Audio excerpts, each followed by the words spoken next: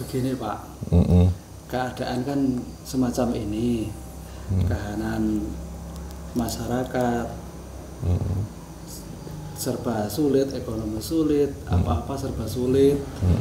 Langkah-langkah apa yang dapat kita lakukan, kontribusi apa agar diri pribadi kita dan masyarakat sekitar itu menjadi nyaman, aman dan tentram seperti kemarin-kemarin. Apalagi ada corona ini ya. Apalagi masa corona.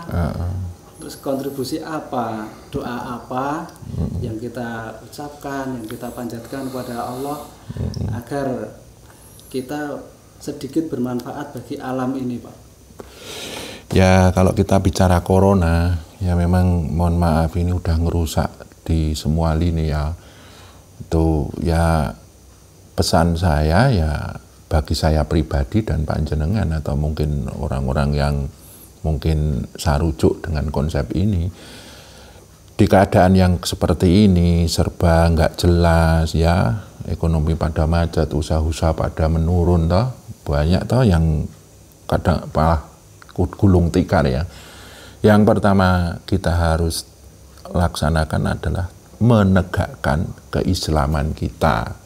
Islam itu kan bahasa Arab ya, aslama yuslimu aslim islaman ya. Muslimun, muslamun, muslamun, kayak gitulah, atau apalah itu, lupa saya. Tuh. Jadi Islam itu bahasa Arab, bahasa Indonesianya atau bahasa Jawanya maknanya selamat.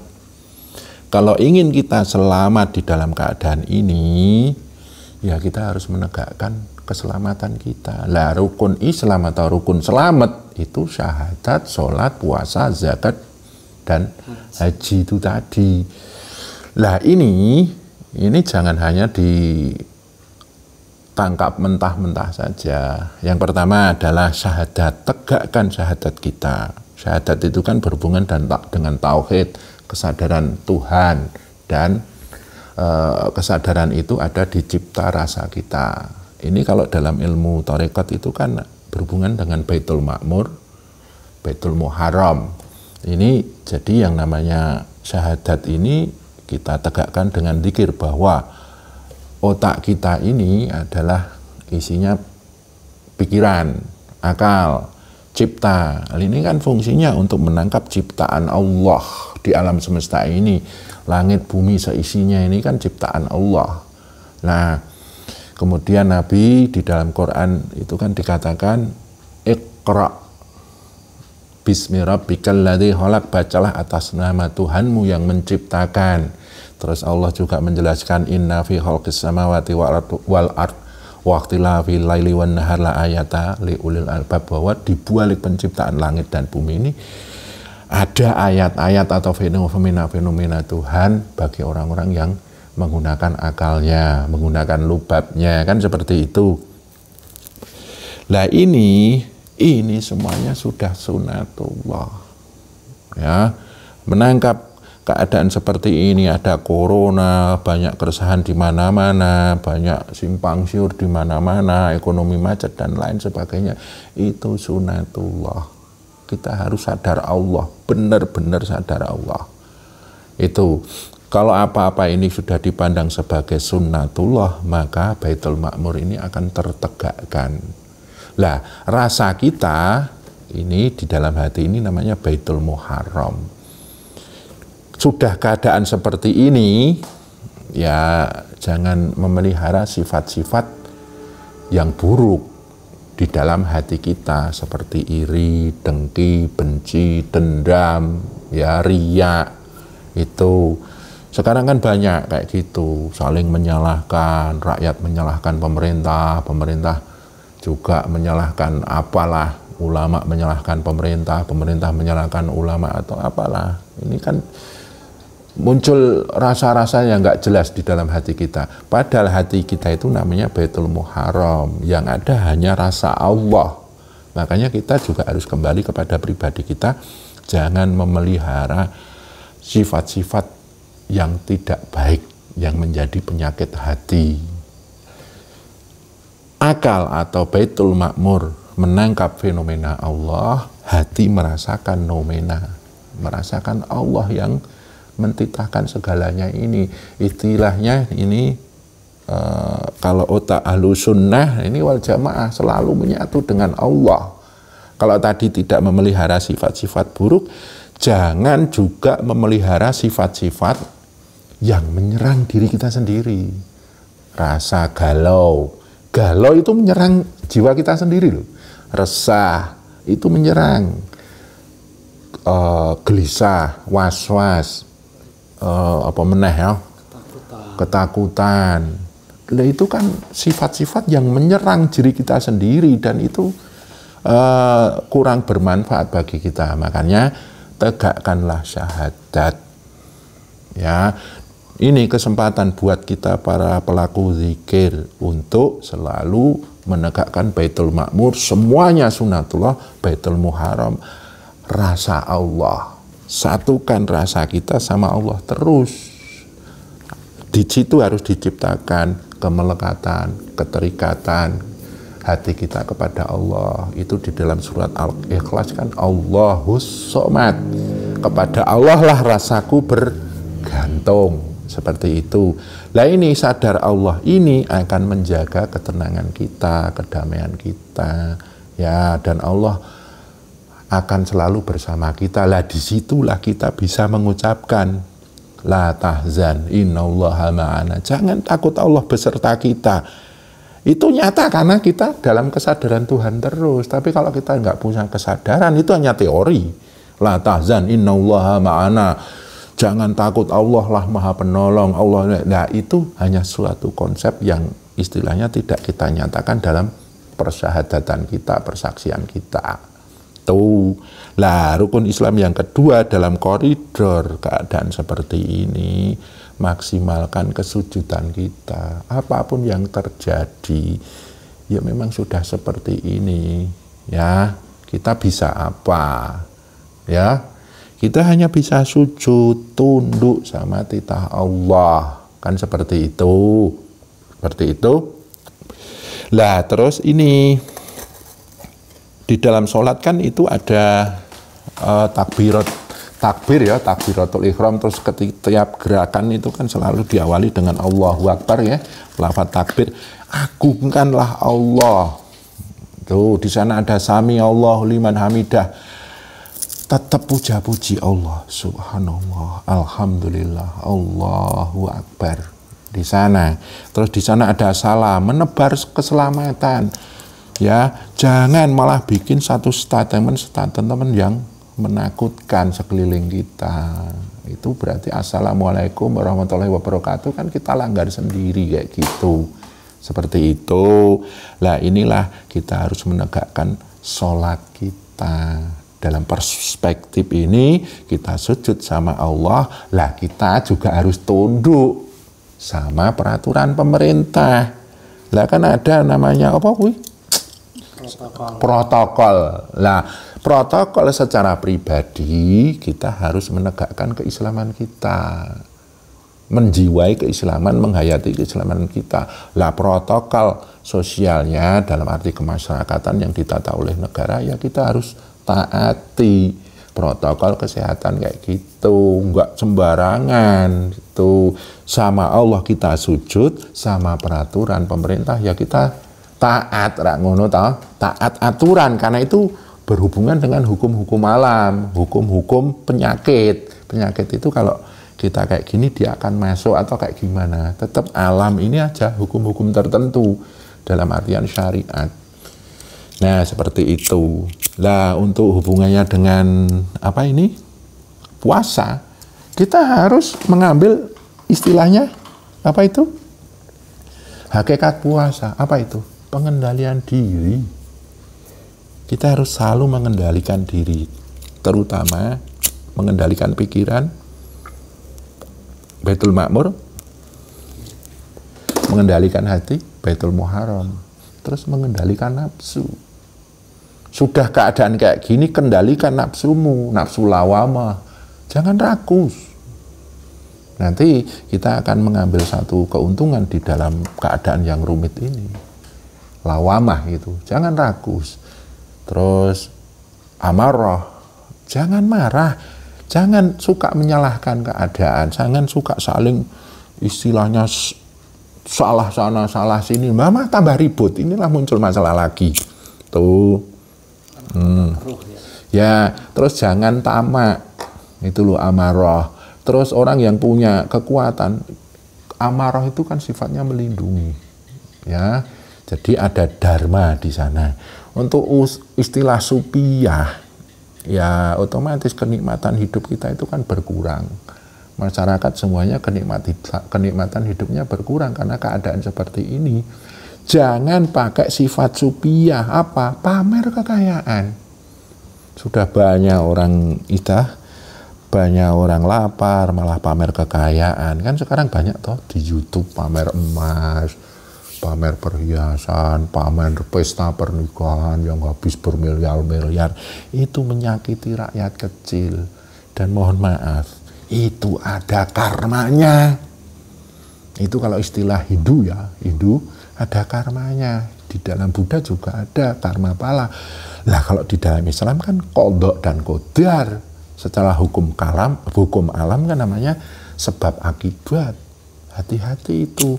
Sudah kondisi kayak gini malah pamer. Itu nanti bisa kena hukum alam kayak gitu. Terus yang selanjutnya adalah nafsul mutmainah. Kendalikan ketenanganmu tadi. Ketenangannya nafsu. Dengan zikir kita kan kita sudah menabur benih ketenangan. Terus kita istilahnya kita pupuk dan kita airi dengan zikir, itu kan semakin tenang. Bawa energi ketenangan itu seperti itu, dan jaga ketenangan di alam semesta ini dengan ucapan kita, tingkah laku kita, jangan tambah memperumit seperti itu. Ini koridornya dalam hal puasa ya. Kalau dalam hal zakat, kita kan diajari dharma ya, bermanfaat bagi orang lain, makhluk lain, baik zahir maupun batin. Kita bermanfaat bagi alam semesta, langit, bumi, dan seisinya. Itu kan kita harus berdharma. Yo cara Jawane bondo bau pikir. Nek kuat bondo dharma bondo dharma harta ya. Kita bersedekahlah sama orang-orang yang benar-benar macet. Karena imbas corona ini ekonominya ya. Kalau nggak mampu ya pikiran. Sudah keruh kayak gini jangan diperkeruh dengan pikiran-pikiran kita. Kan sekarang banyak tuh medsos itu, jangan menyebar pikiran-pikiran yang meresahkan. Itu. Berilah pikiran-pikiran yang memberi pencerahan. Itu, ikutilah langkah para rijalullah yang selalu menebar pencerahan di alam semesta ini pada makhluk lain. Kan seperti itu. Terus dharma kalau nggak mampu bondo pikir, ya bau, tenaga, ya badan ini. Jangan sembarangan membawa badan, jelas corona ya ikutilah protokol, itu kan dharma badan juga. Itu ada orang tolonglah dengan tenagamu ya, bondo bau pikir. Ini berhubungan dengan zakat. Yang paling pokok dan harus dilakukan para ahli ibadah yang kuat dalam zikirnya, doakanlah alam semesta. Kan orang dekat dengan Allah kan dengan potensi masing-masing. Orang ahli zikir bisa dekat dengan Allah. Doakan alam semesta ini. Alam semesta sedang dirundung kesedihan, kegalauan karena corona ini. Orang yang dekat Allah karena sholatnya, karena sedekahnya, karena puasanya, karena tirakatnya, apapun, mari kita berdoa. Seandainya manusia yang 8 miliar ini semuanya berdoa, energi itu kan nembus langit itu. Corona ini akan insya Allah akan selesai. Nah sekarang malah saling menyalahkan, saling mengambil keuntungan di dalam keadaan yang sulit kayak gini, tambah rumit kayak gini. Ini hubungannya dengan zakat ya. Tadi apa? Syahadat, sholat, puasa, zakat sudah ya. Haji, walaupun haji ditutup ya, umroh ditutup, tidak bisa ke Mekah sana ya.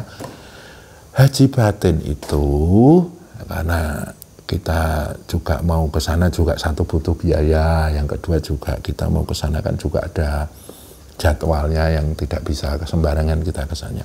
Ambillah hakikat haji apa? Sempurnakan hubungan pribadimu, sempurnakan hubungan jiwamu pada Allah. Insya Allah dengan corona ini, cara dene kita itu topo apa?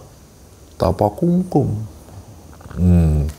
Kungkum berendam dalam air kehidupan yang sedang seperti ini. Di situ kita menebar doa. Jadi nek wong Jawa kan kungkum neng kali, kungkum neng banyu, itu bukan seperti itu kalau kita mau ambil hakikatnya. Jadi kungkum neng banyu penguripan. Ya, kita harus berendam dalam kehidupan ini. Kita harus, lah mau kemana lagi? Ya, nah di situ kita harus benar-benar menerima ini sebagai air kehidupan. Inilah warna-warna kehidupan sekarang ini. Tetap panjatkan doa, kan kayak gitu. Karena kita itu diutus untuk merahmati alam semesta. Ya doa-doa kita itu untuk merahmati alam semesta. Terus wa ma khalaqtul jinna wal insa illa liya'budun. Ya sudah, wis ngabakti ro Gusti Allah piye carane, kayak gitu loh Mas. Niki wau jenengan penebar doa terus doa nopo Pak sing tepat kagem keadaan seperti ini. Bacaan apa yang harus kita perbanyak, kita panjatkan pada Allah gitu. Ya, kita kembali lagi ya, kita taqarruban pada Allah kan banyak cara. Ada yang dengan zikirnya, ada yang dengan sholatnya, ada yang dengan puasa, zakat, atau hajinya, atau umrohnya. Ya, ketika kita mendekatkan diri sama Allah dengan zikir, ya ba'da zikir itu harus mendoakan alam semesta. Contohnya apa? Asmaul Husna. Itu. Ya Hayu, ya Allah yang maha hidup dan menghidupi. Ya, tebarkanlah tuh air kehidupan di alam semesta ini. Ya Qayyumu, Allah yang maha memelihara hidup dan kehidupan. Peliharalah kami, penghuni dunia ini. Ya Qawiyyu, ya Qawiyyu, Allah yang maha kuat dan menguatkan. Kuatkanlah kami, penduduk dunia ini.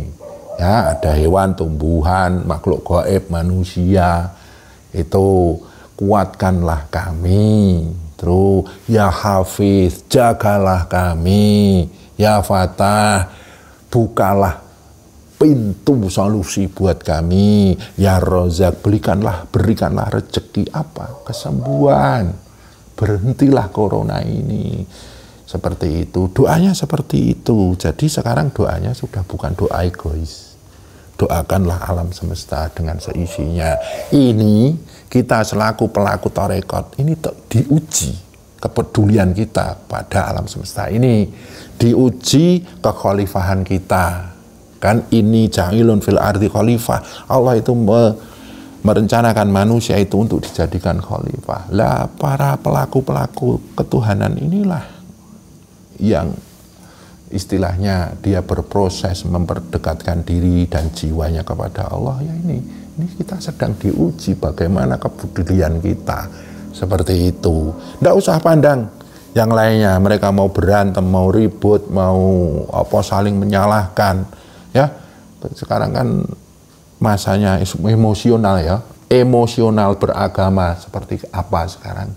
Ulama-ulama ribut, terus emosional dalam dunia politik, dunia kesehatan, dunia teknologi kan masih banyak perang ini.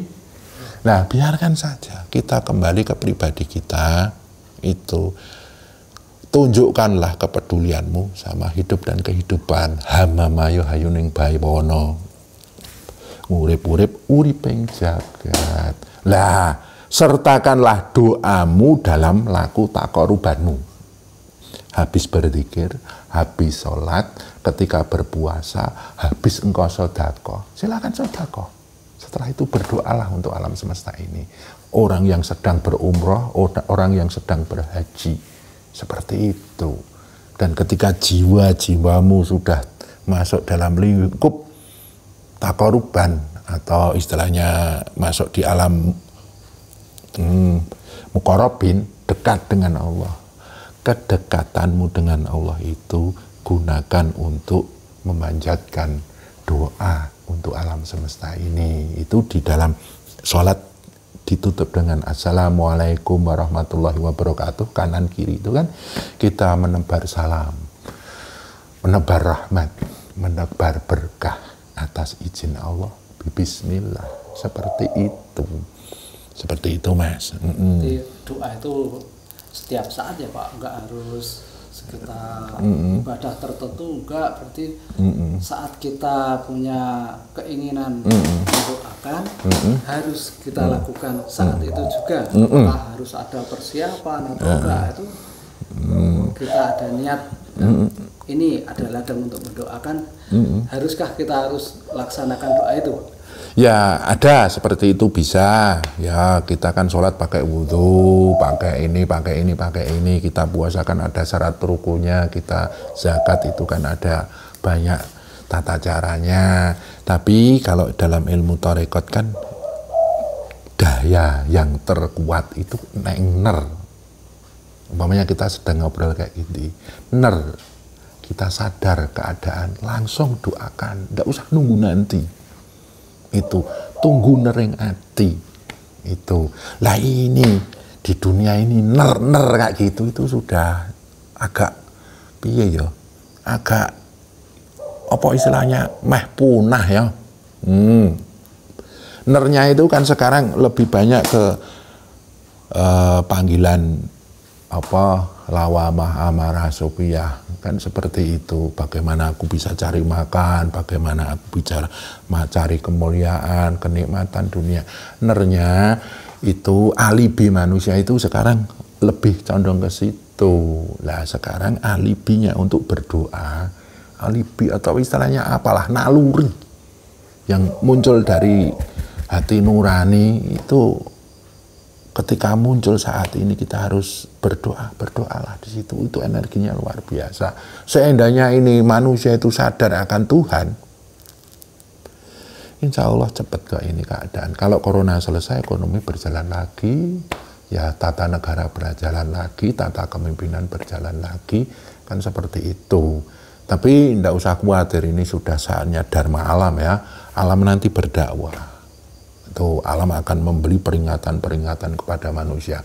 Entah nanti karma akan turun di dunia ini, kondok kodar akan turun di dunia untuk istilahnya mengurangi orang-orang yang tidak bermanfaat di dunia ini. Insya Allah itu akan datang sebentar lagi kan kayak gitu. Lah di situ nanti munculkah kehidupan yang toto titi tentrem kertora harjo gemah ripah loh jinawi. Yakin saja itu. Nah kita sudah mau gimana, udah kayak gini, bekerjalah dan berdoalah dan maksimalkan ibadahmu, tegakkan Islammu, kan kayak gitu. Kita harus tetap kerja, tetaplah bekerja walaupun berapa hasilnya, karena bekerja dengan hasil yang sedikit itu minimal akan membebaskan diri dari sifat meminta-minta, dari sifat berebut. Nah, berebut rezeki, berebut dalam arti dengan kerakusan, dengan ketamaan yang tanpa bekerja. Contohnya bantuan gue rebutan. Nek wong cilik ngarep-arep loh, nek wong gede korupsi. Wes kacau kayak gini. Ya sudah, itu ndak usah dipikir, kita kembali ke pribadi kita sendiri. Kita itu orang-orang tasawuf, orang-orang tarekat. Dah kita punya ranah tugas sendiri. Ngono kuwi lho Mas. Sing tentrem, sing tenang, ngoten niku. Begitu niat, ada niat mendoakan langsung itu dayanya paling kuat. Berarti kalau umum benar kan kadang kurang jelas, kan ada niat langsung laksanakan. Iya. Jangan nunggu lama-lama, nantilah habis inilah langsung di situ daya kekuatannya itu kan qiyamuhu binafsihi, dia muncul dengan sendirinya. Itu kan tunduk sama Allah yang sifatnya qiyamuhu binafsihi. Allah itu berdiri sendiri, muncul dengan sendirinya, ada dengan sendirinya. Lah niat itu kan kadang muncul dengan sendirinya, ada dengan sendirinya. Itulah daya kekuatannya kuat. Itu berhubungan dengan doa pribadi. Contohnya kamu sedang kesulitan ekonomi karena keadaan ini, kamu sedang tidak menemukan nikmatnya hidup. Ambil doa itu. Doa nggak harus meminta. Saksikan saja Allah itu maha kaya, maha memberi rezeki, maha segalanya. Sebut namanya, Allah akan mendengar itu. Sami Allahu liman hamidah itu. Allah maha mendengar bagi orang-orang yang memujinya. Dan ud'uni, berdoalah padaku, fastajib lakum, pasti aku akan mengabulkan. Lah, daya niat, daya ner atau azam, fa'idha azam tafatawakal Allah itu kalau muncul dengan sendirinya itu daya kekuatannya luar biasa. Nggak usah nunggu-nunggu itu, tapi ya itu penting. Ya kita kan pakai tata cara dalam sholat, dalam kita berzikir, dalam kita berpuasa, itu kan ada tata cara, yaitu juga ada kekuatannya selain ner itu tadi loh, ngono kuwi. Kalau ner kan otomatis berarti benar-benar ikhlas ya. Ya, qiyamu binafsi ada dengan sendirinya itu. Lah nanti masalah ikhlas dan tidak, yaitu tergantung Baitul Muharrammu tadi terlatih untuk di sana ada hanya Allah, yaitu kalau keikhlasan, kesabaran itu itu sudah tergantung dari orangnya ya. Tapi lepas dari sabar dan tidak, ikhlas dan tidak, ya tetap kudu ndonga. Kan nggak gitu, harus berdoa, harus menegakkan Islam, syahadat, sholat, puasa, zakat, haji itu. Ambil saja intinya, ambil saja hakikatnya, seperti itu. Selain daripada ritual-ritual yang sudah diatur dalam syariat, itu hakikatnya harus bisa kita ambil seperti itu. Lah tarekotnya harus kita jalani, kita nyatakan dalam kehidupan sehari-hari, ora mung teori, ora ngono kuwi. Berarti berjalan beriringan seimbang seperti rel kereta api harus. Ya, rel kereta itu kan wes beda tapi dia beriringan. Lah ini nanti dia akan bisa menjalankan lokomotif dunia kan kayak gitu. Ora malah tabrakan, lokone ra mlaku kayak gitu.